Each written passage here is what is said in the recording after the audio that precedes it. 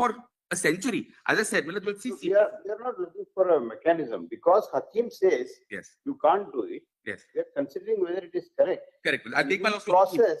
We are faced with all these submissions. Yes, but I'm not saying when I say my laws are being asked to do it. My laws are being asked to read into the power of setting aside a power of modification or variation. As I said, please look at the CPC, Code of Civil Procedure.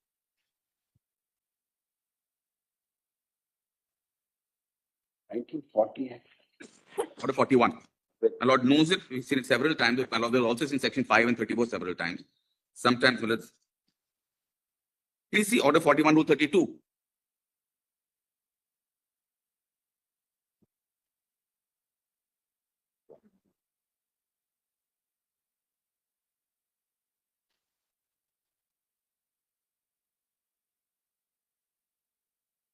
And this is 1908. So this is something over 100 years ago that the legislature knew.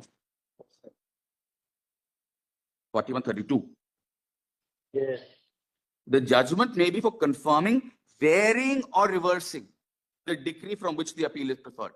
There are three propositions, there are three separate things that have been given. You can confirm, you can reverse, or you can vary. These are all distinct powers which have specifically been given by statute.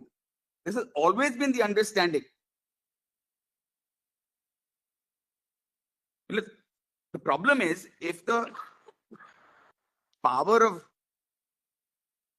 modification is to be read into the power of setting aside, then my lord will see all the other rules that are required to effectuate that also. See, for instance, Order 24, Order 41, Rule 24. When the evidence on record is sufficient, appellate court may determine the case finally. Because appellate court is given all the powers to vary, modify, and decide. That is, none of that is given militant under section 34. Where are we reading all this into?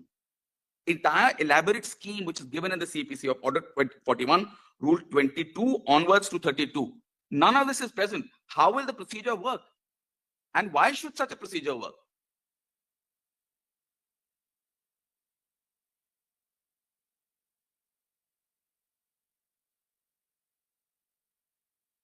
Well, that is my point on the larger, but I'll come to my note.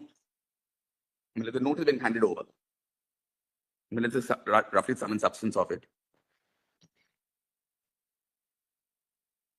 So we have to look for the conceptual basis through which any power of modification is to be found. It has to have a basis in law. Its first can be done through the process of adding words to a statute, which was the argument of Mr. Datar. He'd specifically given a sheet saying, please add the words or partially set aside, comma, modify. That was given to my lords. That has been a specific argument of the other side, not something that is, the problem is this, sometimes this is lost in the flourish of argument. I'll also read this. The petitioners have argued that the power to modify an award. However, there's an absence of conceptual clarity as to where this power is located. Some of the petitioners argue that the statute be amended and certain words added allegedly to make the statute workable. And we say that this argument of Mr. Datar to add words to a statute cannot be made to make it workable is wrong for several reasons.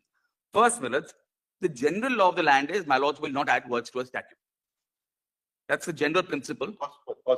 First principle, because I thought that is rather obvious, but it is important still, to put it out to my lords, that my lords do not add words to a statute. But some months ago, we were arguing on the other side saying you add words to certain other statute. It was not added by this court, saying that we don't have the power, only Parliament can do it. But same thing here, that there is no power in an arbitration act also, and it will be done by the legislature. Source of the goose, source of the gander. So there is no general power to add words to a statute.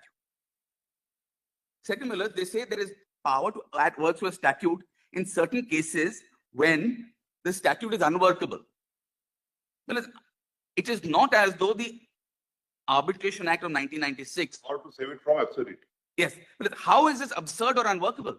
It may not be a desirable effect to some people, but for the last 1996 till 2024 or 25, this system has worked fairly well. It is not as though arbitration in India has collapsed and no one is going to arbitration and people are rushing to court for justice, saying that because there is no power to modify, look, there is an absurdity. No, but let's be very frank, I think it's almost 10 to 20% matters this issue is arising.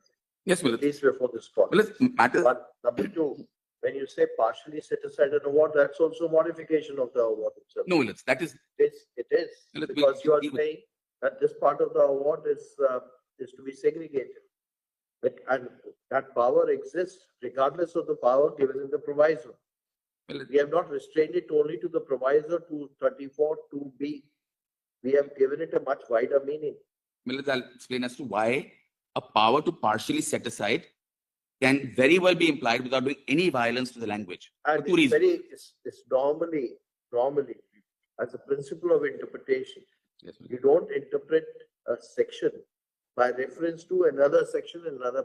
Certainly. That's normally not done. Absolutely not. Well, what I'm saying is sometimes it becomes a bit of a khichdi argument. We take some concepts from different ideas and put in a cocktail shaker and there out it comes. However, we have to have a conceptual clarity as to what the court can do, what the court cannot do, in which instance can the court do what it can do.